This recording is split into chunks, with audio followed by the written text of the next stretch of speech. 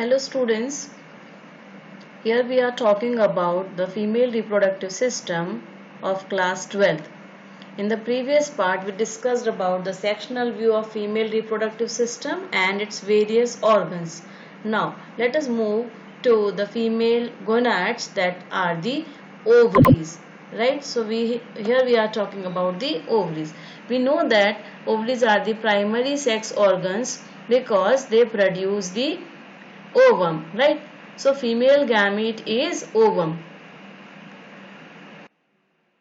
The ovaries are associated with oogenesis. Okay.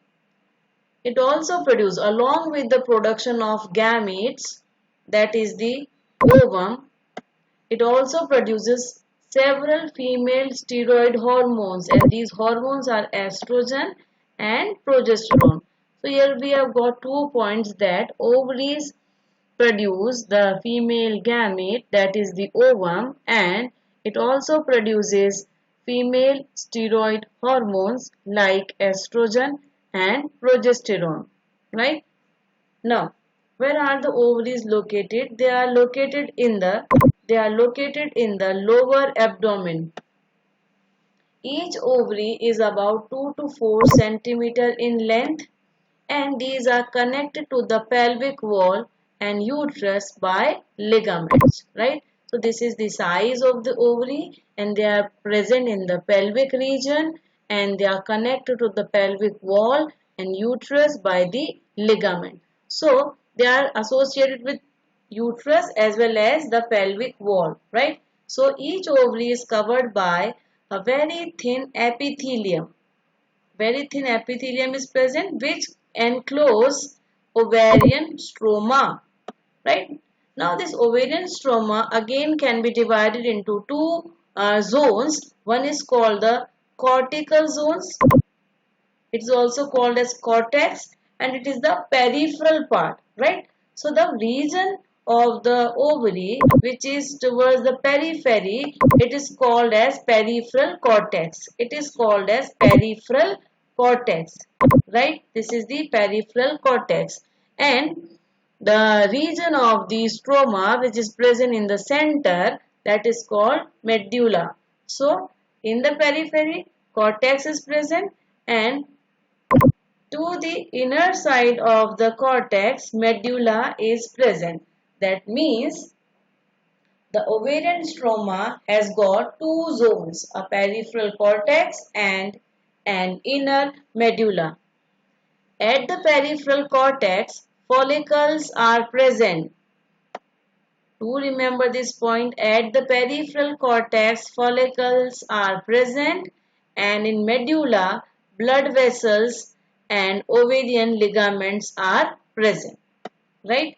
At the peripheral cortex, follicles are present. Now we will talk about the follicles a little later.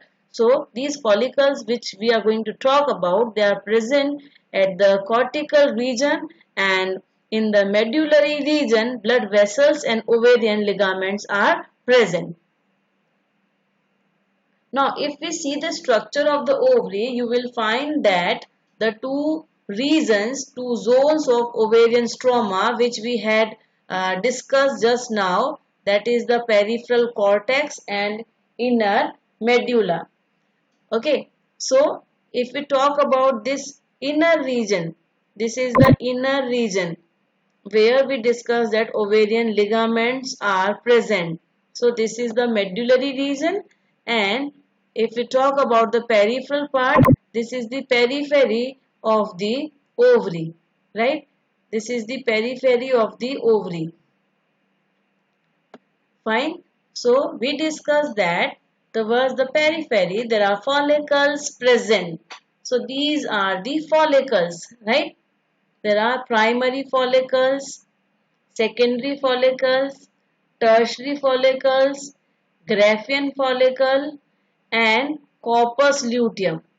See, we will talk about these follicles कि ये follicles क्या होते हैं, इनका development कैसे होता है, right? और ovulation कैसे होता है, how the corpus luteum is formed. You see here, this is the corpus luteum.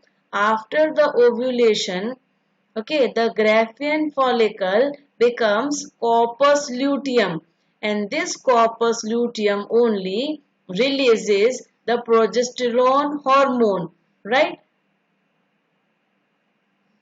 So, if we talk about the ovaries, the TS of ovary, just now we have seen that developing follicles are present in different stages. You see in this figure, I am showing you the figure again, that in the figure, the follicles of uh, different developing stages are present here, right? So, they are present at the periphery, and primary follicle develops into Graafian follicle with mature ovum. Mature ovum, we talk about the mature ovum, that one matures the around 14th day of menstrual cycle and ruptures to release the oocyte. Okay, so that means the oocyte which is released here, just we saw in the figure, हम बात कर रहे हैं oocyte की. This is the oocyte. Okay, this is the ovulated ovum. ये oocyte है जो release हुआ है, और ये कब रिलीज होता है? It releases at the 14th day. Okay, it matures around the 14th day of menstrual cycle and ruptures to release the oocyte, and this is known as ovulation.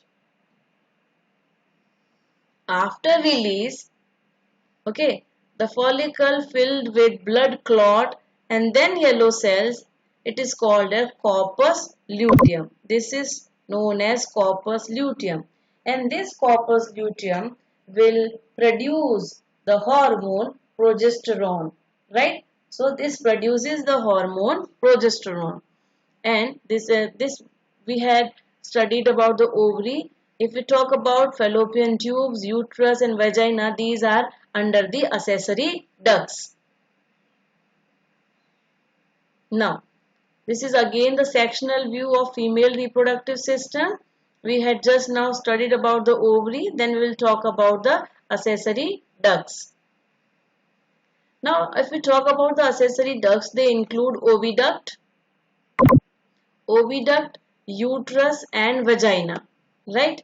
So, first we are taking up oviduct, which is also known as fallopian tube. This is approximately 10 to 12 centimeter long, okay, from periphery of each ovary to the uterus, right? This is their length. They are starting from the periphery of each ovary and they are going to the uterus. You see here, this is the pathway. इतनी लंबी ये fallopian tube होती है, right? Part closer to ovary, funnel shape. The part of the fallopian tube which is near the ovary, it is funnel shaped, right? It has a broad mouth-like structure. This is funnel shape, and this funnel shaped structure is called as infundibulum. इसको infundibulum कहते हैं. And you can see there that at the edge of the infundibulum there are finger-like projections present. Right? There are finger-like projections present here, and these finger-like projections are called as fimbriae. There is very important role of fimbriae, that at the time of ovulation, this infundibulum, which is a funnel-like structure, comes closer to the ovary, and these fimbriae, which are finger-like projections, they help in the collection of ovum. Okay. The wider part of the oviduct is called ampulla. This is the ampullary region. You can see here, this is the ampulla, and isthmus has a narrow lumen and it's joined the uterus. So we have got three parts of the fallopian tube: infundibulum, ampulla and isthmus, right? So fimbriae are the finger-like projections. They are present at the edge of the infundibulum and they help in the collection of ovum.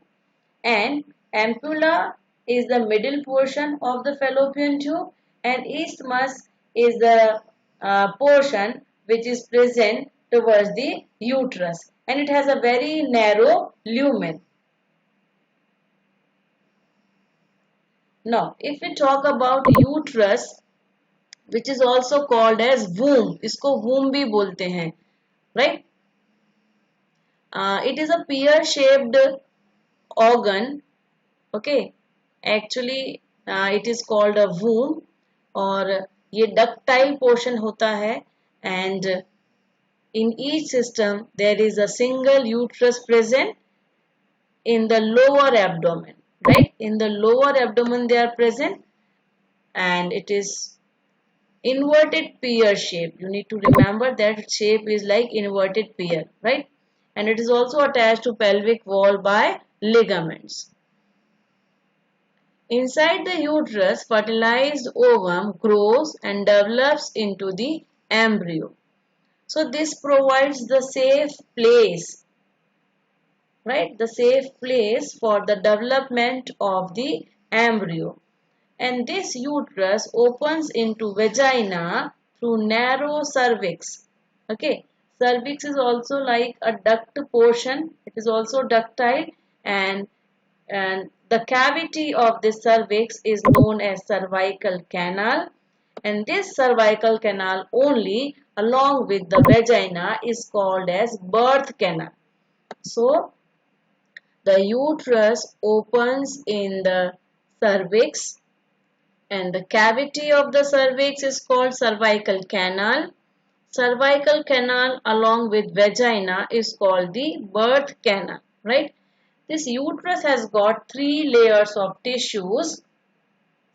These are the outermost perimetrium, the middle one myometrium, and the innermost endometrium. The uterus has got three layers of tissues. The external, the outermost layer of tissue is called perimetrium. This is external and thin, right? External and thin membrane. If we talk about myometrium, which is present in middle, it is a middle thick layer of smooth muscles, right?